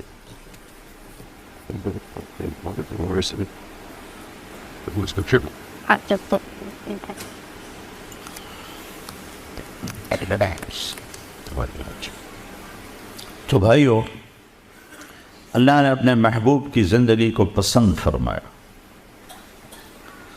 اور ان کی ہر عطا کو محفوظ فرمایا. جیسے عشق ہوتا ہے، اس کی ہر چیز کو آدمی سنبھال کے رکھتا ہے نشانی کے طور پر. تو اللہ نے ایک ہی ہستی سے پیار کیا، اس کی ہر ادا کو قیامت تک کے لیے محفوظ کر. ہمارے نبی جب کسی کو بلاتے تھے کیسے بلاتے تھے؟ اگر ہمیں نہ معلوم ہو تو پھر ہماری شریعت میں یہ تو ایک انسانی عادت ہے، باڈی لینگویج ہے، تو ہر ایک کی جدا جدا ہوتی. لیکن میں یہ صرف بتانا یہ چاہتا ہوں کہ ہمارے نبی کی زندگی کیسے محفوظ ہے، موجود ہے. پڑھا کرو. اب تو نیٹ پہ اتنا سامان موجود ہے، پڑھا کرو. ہمارے نبی جب کسی کو بلاتے تھے تو ایسے اشارہ نہیں کرتے تھے، انگلی سے نہیں کرتے تھے، پورے ہاتھ کے اشارے سے بلاتے تھے، عزت دیتے تھے، ایسے نہیں کرتے تھے. کبھی یوں نہیں کیا، کبھی ایسے فرماتے. جب آپ پہ غم ہوتا تھا تو اگر مجھے نہ معلوم ہو تو میری شریعت میں تو کوئی فرق نہیں پڑتا، لیکن آپ کی عادات کو بھی میرے رب نے قیامت تک کے لیے محفوظ کر. جب آپ غمگین ہوتے تھے تو آپ ایسے بیٹھتے تھے، داڑھی ہاتھ میں پکڑ کے، یا یہاں رکھ رہتے تھے کونی، یہاں اور ایسے بیٹھے.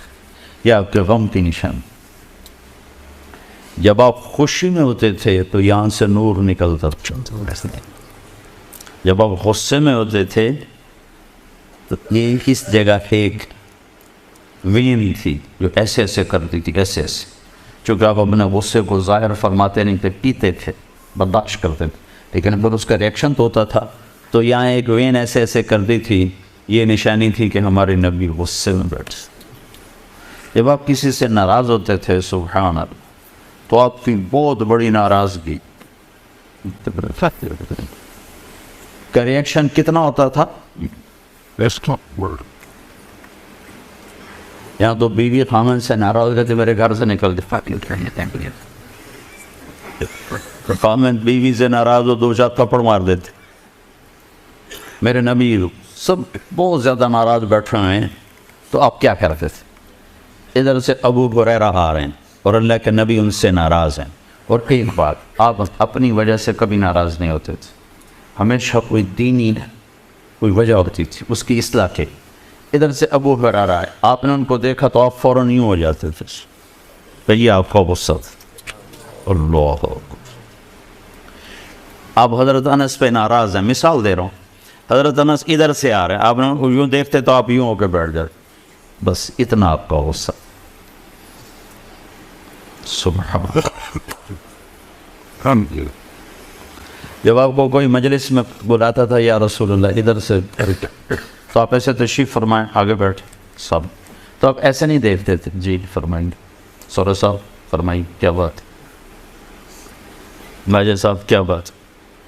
جو آپ کو ادھر سے بولا تھا یا رسول اللہ تو آپ پورا یوں مڑتے تھے اس کی طرف ایسے فرمائیں. ہم اس کی امت ہے جس نے ہمیں یہ اخلاق سکھا. قرآن بھائی بھائی سے بات نہیں کرتا، میاں بیوی میں نفرت، سب سے قریب رشتہ میاں بیوی میں نفرت. ماں باپ تک کے خاطر میں بھائی بھائی ڈر. وہ ادھر سے بلاتا یا رسول اللہ تو آپ یوں نہیں کرتے تھے، پورا ایسے مڑتے تھے جی وہی صاحب فرمائیے ایسے. پھر یہ اخلاق ہیں اس اعلیٰ ہستی کے جس سے اللہ تعالیٰ نے جنت کی چابی پکڑا تھی، جس سے عرشوں پہ بلا کے اپنا دیدار کرا دیتے.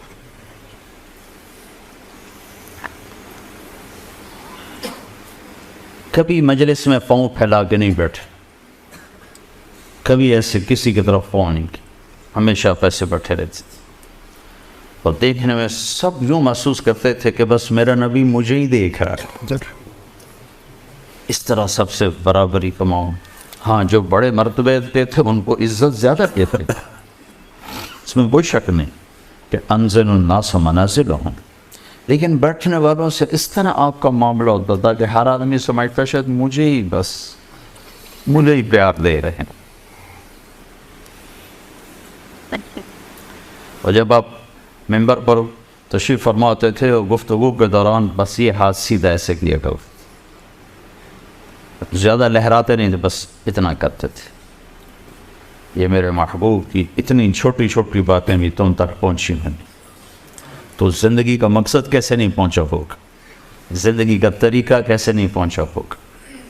تو میرے محبوب کی ساری زندگی کو خلاصہ کروں تو 2 چیزیں ہیں، اگر آپ اس کو سیکھ لو، مرد بھی عورت بھی، تو آپ کی زندگی دنیا میں آئیڈیل ہوم کے قریب ہو جائے گی.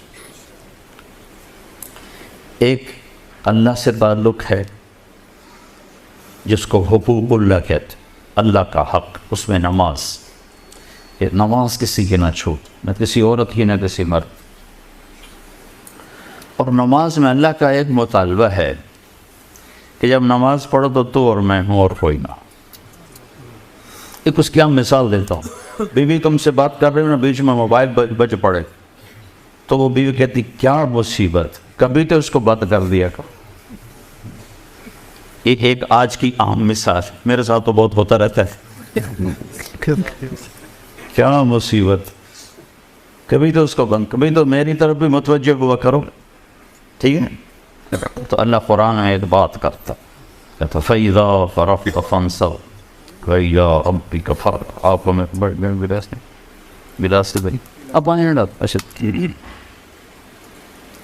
یہ گلاس ہے نا، اس میں بھی یہ کچھ پانی تھوڑا سا ہے، یہ میں نے اس کو الٹایا ہے تو اب کوئی قطرہ رہ گیا جی. دیکھیے آپ نے، اس کو عربی میں کہتے ہیں فراغ، کہ چیز کو اس طرح خالی کرنا کہ اس میں کوئی شے باقی نہ رہ گئی. تو میرا رب کہہ رہا ہے کہ جب میرے پاس آیا کرو نا تو دل کو ایسے فارغ کر کے آیا کرو. اور یہ مطالبہ پتہ ہے کس سے ہے؟ اپنے حبیب سے. فَإِذَا فَرَغْتَ فَانْصَبْ وَإِلَىٰ رَبِّكَ فَارْغَب.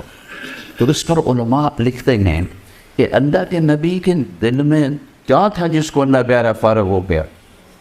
نہ دنیا تھی، نہ چیزیں تھیں، نہ بیویاں تھیں، نہ اولاد تھی، سوائے اللہ کے کچھ تھا نہیں. تو پھر اللہ اپنے نبی سے کہہ رہا دل فارغ کر کے آؤ. تو علماء لکھتے ہیں کہ اللہ کے نبی میں ایک غم تھا، انسانیت کی ہدایت، جس پر آپ ہوتے تھے، کڑتے تھے. لعلک باخع نفسک الا یکونوا مؤمنین. تو میں اس رب کی قربان ہے کہ میرے حبیب غم کھا انسانیت کا، جتنا کھانا کھا، جب میرے پاس آئے کر تو وہ بھی نکال دیا کر، بس تو اور میں، بس تو اور میں، اور کوئی نہیں آیا صحیح. تو ایک بہت بڑا طبقہ تو نماز پڑھتا ہی نہیں ہے، لیکن جو پڑھتے ہیں نا ان کو نماز بنانے کا کبھی شوق نہیں.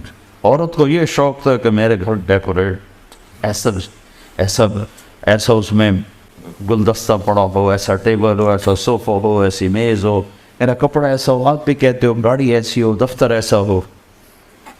میرا رب بھی تو کہتا ہے، ایک حدیث ساتھ اور جوڑ دو، یا ابن آدم کم تتزین للناس فهل تزینت لاجلی. میرا بندہ تو لوگوں کے لیے کتنا بن سنور کے نکلتا ہے، کبھی میرے لیے بھی تو بن سنور گیا ہے.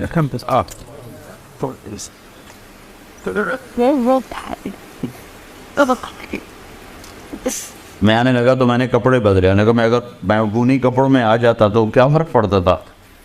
آپ نے طارق جمیل کو سننا تھا نا کہ اس کے کپڑوں کو، لیکن آدمی کے لاشعور میں آتا ہے بھائی لوگوں کو سے ملنا ہے، صاف ستھرے کپڑے پہن کے آؤں. تو اللہ یہ گلہ کر رہا ہے کہ میرا بندہ، میری بندی، لوگوں کے لیے تو اتنا بنتا سوار، لیکن میرے لیے بھی تو بند سوار گیا. اچھا میں بڑا حیران ہو گیا، پتہ پتہ میرے رب کی تسبیح اور نماز پڑھتا ہے. ساتوں آسمان بھرے پڑے ہیں فرشتوں سے، سجدوں میں پڑے.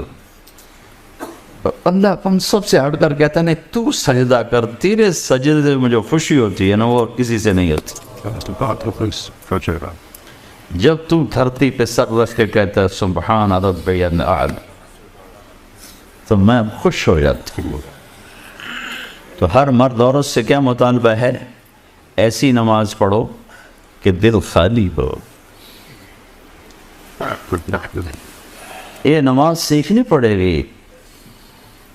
95% تو پڑھتے ہی نہیں. جو پڑھتے ہیں ان کو احساس ہی کوئی نہیں کہ میں کس کے سامنے کھڑا. تو میرے نبی کی زندگی کا خلاصہ دو بات جو آپ نے دنیا سے جاتے ہوئے کہیں تھی، الصلاۃ وما ملکت ایمانکم. اے میری امت ایک نماز نہ چھوڑنا. پورے دین پر تو آتے آتے آئیں گے، لیکن دو باتیں اگر آپ سیکھ لیں کر لیں مرد عورت تو دین سارا قابو میں آ جائے. ایک نماز زندہ ہو جائے، اور دوسری چیز ہے وہ اخلاق زندہ ہو جائیں، اچھے اخلاق. سارا دین دو چیزوں کا نام ہے، حقوق اللہ، حقوق العباد، اللہ کا حق، اللہ کے بندوں کا حق. اور ایک بات وضاحت کے لیے، جو اللہ نے اپنا حق رکھا ہے وہ تھوڑا ہے. 5 نمازوں کے بعد کوئی مطالبہ نہیں نماز کا. ابھی روزے گزر گئے نا، اب سارا کھاتے رہو، کوئی مطالبہ نہیں. اگلے سال رمضان آئے گا، نصیب رکھو. زکوٰۃ پیسے والوں پر، غریب پر کوئی نہیں. حج پیسے والا بھی ہو، صحت مند بھی ہو، بیمار ہو تو حج بھی کوئی. تو عبادت بڑی لیمیٹڈ ہے، گن کے. لیکن جو اچھے اخلاق ہیں اس کی کوئی حد ہی کوئی نہیں. میں آپ کو قرآن سے مثال دیکھا ہوں. اللہ تعالیٰ اپنا حق بتانے لگے کہ میری عبادت کرو، اس کے بعد ماں باپ کا حق بتانے لگے کہ ماں باپ سے اچھا سلوک کرو. ٹھیک ہے، اللہ تو بڑی ذات ہے تو زیادہ تو اپنا حق بتاتا. اب میں قرآن سے ایک مثال دیتا ہوں، وقت تھوڑا ہے. یہ سارا قرآن ایسے ہی ہے. اللہ تعالیٰ نے کہا وَقَضَىٰ رَبُّكَ أَلَّا تَعْبُدُوا إِلَّا إِيَّاهُ. تیرے رب نے یہ آخری فیصلہ کر دیا ہے جو بدلے گا نہیں کہ صرف اللہ کی عبادت ہوگی اور کسی کی نہیں ہوگی. وَقَضَىٰ رَبُّكَ أَلَّا تَعْبُدُوا إِلَّا إِيَّاهُ. یہ ایک سینٹنس ہے، ایک جملہ. ٹھیک ہو گیا؟ اب سنو، اللہ والدین کا حق بتانے لگا ہے. وَبِالْوَالِدَيْنِ إِحْسَانًا. ایک اما یبلغن عندک الکبر احدهما او کلاہما 2 فلا تقل لهما اف 3 ولا تنہرهما 4 وقل لهما قولا کریما 5 واخفض لهما جناح الذل من الرحمة 6 وقل رب ارحمهما كما ربياني صغيرا 7 ربكم اعلم بما في نفوسكم 8 ان تكونوا صالحين 9 فإنه كان للأوابين غفورا 10 جملے ماں باپ کی خدمت اور اطاعت پر. ایک جملہ اپنا نہیں اور 10 ماں باپ کی. دیکھو اگر میں اللہ کی نماز نہ پڑھوں تو اللہ کو تو کمی کوئی نہیں نا، لیکن ماں باپ کی خدمت میں کمی کروں گا تو ماں باپ کا دل خراب ہوگا. تو اللہ تعالیٰ نے بندوں کے حقوق اور بندوں سے حسن سلوک کو بہت پھیلایا کہ ماں باپ کے آگے اون نہ کرو. ہم تو کہتے ہیں نا عربی میں اف، یہ سب سے ہلکا لفظ ہے، اور ہمارے ماں اماں نے بولا ہر وقت بولاتی رہتی. کیا ہو گیا؟ ایک صحابی کے بارے میں کہا گیا یا رسول اللہ مر رہے ہیں، کلمہ نہیں پڑھا جا رہا. تو آپ صحابی ساری دنیا شیخ عبد القادر جیلانی سے بھر جائے، جنید بغدادی سے بھر جائے تو ایک صحابی کے بدن کے بال کے برابر. تو آپ تیزی سے گئے تو آپ نے کہا بیٹا کہو لا الہ الا اللہ. کہ یا رسول اللہ نہیں کہہ سکتے. بول رہے ہیں؟ کہا جی نہیں کہہ سکتے. تو آپ نے فوراً پوچھا ماں باپ میں سے کوئی ناراض ہے؟ یہ نہیں پوچھا نماز چھوڑی تھی، شراب پیتا تھا، زنا کرتا تھا، نعوذ باللہ، جوا کھیلتا تھا. سب سے پہلے کیا پوچھا؟ ماں باپ میں سے کوئی ناراض نہیں؟ پہلی ماں ناراض ہے. تو اپنے ماں کو بلایا، کہا اماں آپ اپنے بچے سے ناراض؟ کہ جی ناراض. کیا ناراض کی؟ کہ جی اور کوئی نہیں، بہت نیک نمازی پرہیزگار روزہ. جب مجھ سے بولتا تھا تو بہت تیز سخت لہجے میں بولتا، سخت بولتا. آج کا دور تھوڑا ہی تھا کہ ماں کوئی تھپڑ مار دے.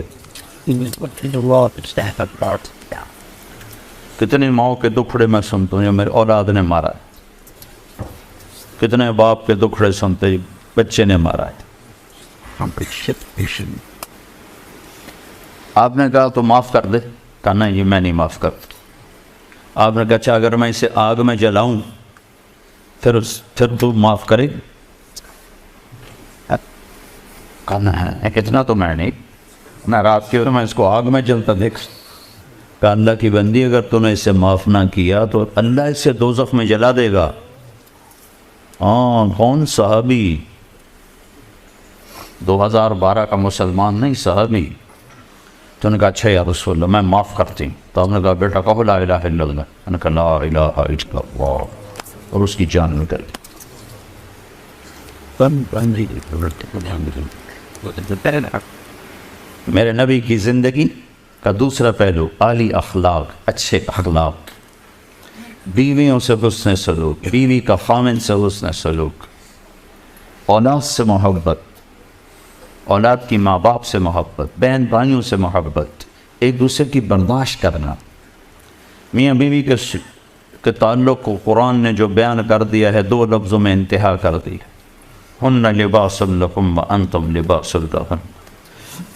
عورت کو پہلے ذکر کیا تمہیں بعد میں ذکر کہ عورت تیرا لباس ہے اور تو عورت کا لباس ہے. تیری بیوی تیرا لباس ہے اور تو اپنی بیوی کے لیے لباس ہے. آپ اپنے لباس پر خود گندا پانی ڈالو گے؟ جب آپ روٹی کھانے بیٹھتے تو آگے نیپکن رکھتے ہو کہ میرا کرتا خراب ہے، بیٹھتے ہوئے اپنی کریز ٹھیک کر کے بیٹھ. یہ میری خیر بہت بگڑی عادتیں ہیں اللہ تعالیٰ نے پردہ ڈالا ہے. کالج اسکول دور میں ذرا میری کریز خراب ہوتی تھی تو میں اتار دیتا تھا، اگر اس طریقے کر کے دوبارہ لاؤ. وہ عادت آج تک باقی رہے. بٹ تو میں دیکھ تو میری کریز تو نہیں خراب. وہ میری ایک غیر فطری عادت ہے، وہ میرے قابو میں نہیں۔ ہر وقت میرے کپڑے استری ہو رہے تھے۔ تو جو اپنے لباس کا کتنا خیال کرتے ہو، تو اللہ کہہ رہا ہے تمہاری بیوی تمہارا لباس ہے، اس پر دھبا نہ لگنے دو۔ اللہ عورت سے کہہ رہا ہے تیرا خامن تیرا لباس ہے، اس پہ دھبا نہ لگنے دے۔ ہاں صرف ایک شکل میں آدمی اپنے کپڑے پھاڑتا ہے، یا کوئی عورت اپنے کپڑے پھاڑتی ہے جب پاگل ہو جائے، پاگل پن میں کپڑے پھاڑے جاتے ہیں۔ عقل مند جتنا بھی غصے میں ہو گریبان چاک نہ کرے گا۔ تو اللہ مردوں سے کہہ رہا ہے عورت تیرا لباس ہے، اس کو داغ لگنے سے بچا، اسے دھبا لگنے سے بچا۔ اور اللہ عورت سے کہہ رہا ہے خامن تیرا لباس ہے، تو اپنے لباس کی کتنی میچنگ کرتی ہے، کتنے اس کے اوپر پھول کڑھائیاں کرتی ہو۔ تیرا سب سے خوبصورت لباس تیرا خامند ہے، اس کی عزت کو باقی رکھ، اس کے احترام کو باقی رکھ۔ ایک محبت ایسی ہے جس کو دیکھ کر اللہ خوش ہوتا، وہ ہے میاں بیوی کی محبت، جس کو دیکھ کے اللہ خوش ہوتا۔ اور ایک لڑائی ایسی ہے جس کو دیکھ کر اللہ سب سے زیادہ ناراض ہوتا ہے، وہ میاں بیوی کی لڑائی ہے، جس کو دیکھ کر اللہ سب سے زیادہ ناراض ہوتا ہے۔ اور ایک لڑائی ایسی ہے جس پر صلح ہو جائے تو اللہ پچھلے سارے گناہ معاف کر دیتا ہے، وہ میاں بیوی کی لڑائی ہے۔ اگر میاں بیوی لڑ کے صلح کر لیں تو اللہ پچھلے سارے گناہ ان کے معاف کر دیتے۔ ایک گھر کیسے ہونا چاہیے، یہ میاں بیوی کو اہمیت کیوں ہے کہ اگلی ایک نسل تیار کریں۔ عورت کو جاب سے کیوں روکے اللہ تعالیٰ؟ چھوٹا گھر لے لو، تھوڑا کھا لو، چھوٹی گاڑی لے لو، اپنی عورتوں کو کہو گھر میں بیٹھو، ان بچوں کو مسلمان بنا کے مریں، تم بھی کماؤ میں بھی کماؤں، تو کہ گھر کی قسط دینی ہے، گاڑی کی قسط دینی ہے، فلاں کی قسط دینی ہے، چھوٹی گاڑیاں رکھ لو، چھوٹے گھر لے لو۔ لیکن میں مسلمان بہنوں سے کہتا ہوں کہ گھروں میں رہو، گھروں میں رہو، اپنی محنت اپنے بچوں پہ کرو، کہ آپ فرائض اس میں ہو، اس طرح چھوڑ کے مرو کہ یہ ایمان والے ہوں، اخلاق والے ہوں، کردار والے ہوں۔ یا کچھ کہنا نہیں، کچھ کہنا ہے تو پھر ڈنڈا اٹھانا ہے، دونوں چیزیں غلط ہیں۔ اپنی اولاد کے لیے ٹائم نہیں کر۔ کتنے لوگ ہیں اتوار کو بھی چھٹی کو نہیں کرتے، اتوار کو بھی کیا۔ تو جن بچوں کے لیے کما رہے ہو انہیں تمہارا پتہ ہی نہ ہو یہ کون ہے، تو یہ پونڈ کس کام کے ہیں؟ میرے نبی نے کہا اکرموا اولاد، اپنی اولاد کو عزت دو، ان کی تربیت کرو عزت کے ساتھ۔ حضرت فاطمہ رضی اللہ تعالیٰ عنہ جب ہمارے نبی کے گھر میں تشریف لاتی تھی تو ہمارے نبی ان کے لیے کھڑے ہو جاتے تھے، سن رہے بھائی، اولاد کے لیے کھڑے ہو جاتے تھے اور ان کو آگے بڑھ کے استقبال کرتے تھے، ماتھے پہ بوسہ دیتے اور اپنے پاس آ کے بٹھاتے تھے، اپنے پاس بٹھاتے تھے۔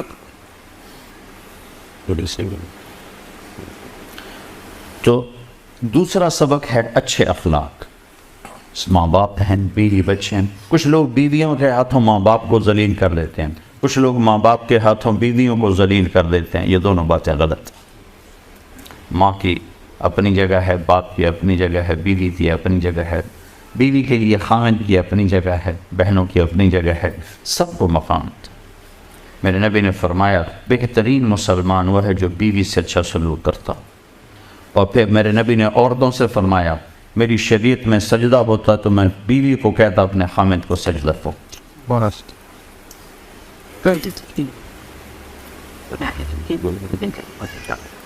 تو میرے بھائیوں، دو کام کریں، ایک اللہ سے تعلق نماز، ایک اللہ کے بندوں سے تعلق اچھے اخلاق، تو سارا دین ہاتھ میں آ جائے۔ اور سارے اچھے اخلاق کی آخری باتیں کر دیتا ہوں، 8 بج گئے ہیں۔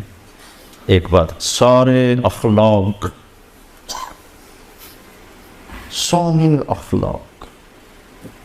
جس پر ایمان مکمل ہوتا ہے۔ پہلے آپ کو اخلاق کی طاقت بتاؤں کہ سہنا، برداشت کرنا، جھک جانا، اس کی طاقت کیا ہے۔ میرے نبی نے فرمایا ایک آدمی ساری زندگی تہجد پڑھتا رہا، سویا نہیں، اور ساری زندگی روزے رکھتا رہا، کھایا نہیں۔ یہ فزیکلی ان دو چیزوں کو جمع کرنا ناممکن ہے۔ ناممکن. عبداللہ بن زبیر تھے 8 راتیں نہ سوتے نہ کھاتے تھے, 8 دن کا روزہ رکھتے تھے. سن رہے ہو؟ آج روزہ رکھا تو 8ویں دن افطاری کرتے تھے, نفل روزہ نفل, لیکن 9ویں دن وہ بھی بے بس ہو جاتے تھے. ٹھیک ہے, تو فزیکلی اگر کوئی آدمی یہ کر لے کہ زندگی بھر رات کو تہجد سوئی نہیں, دن میں روزہ کھائے نہیں, تو اس عبادت پر وہ کہاں پہنچے گا, کس مقام پر پہنچے. لیکن میں اپنے نبی کی سن لو کہ جس کے اخلاق اچھے ہوں گے وہ اس سے بھی آگے پہنچے گا. کھاتے رہو, سوتے رہو, پیتے رہو, ہنستے رہو, کماتے رہو, اخلاق اچھے کر لو. اچھا, سارے اچھے اخلاق آپ کے قابو میں آ جائیں, ایک کام کر لو, ایک, صرف ایک. پھر نبی نے فرمایا معاذ تمہیں سارے دین کا خلاصہ بتاؤ, سارے دین کو بریف کر کے بتاؤں, ایک چیز سارے دین کو ایک چیز میں بند کر کے بتا دوں, ایک چیز. کہنے لگے کیا؟ تو مجھے دیکھو اب نے ایسے دیا,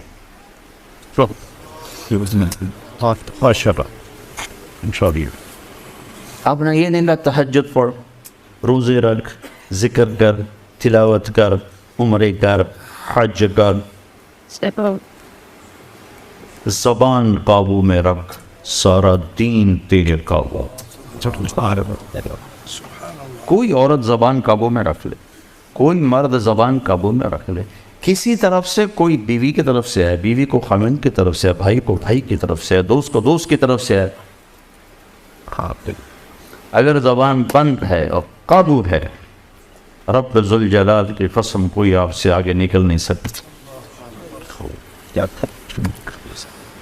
ایک شہر میں میں گیا تو وہ وکلاء کا وفد آئے ملنے, تو میں نے آدھا گھنٹہ بات کی, کہا جی آپ نے بہت نصیحتیں کی ہیں, آخر میں کوئی ایک نصیحت کر جس کو ہم پکڑ لیں. تو میں نے کہا نہیں یہ نہیں کوئی اور بتائیں, کوئی اور.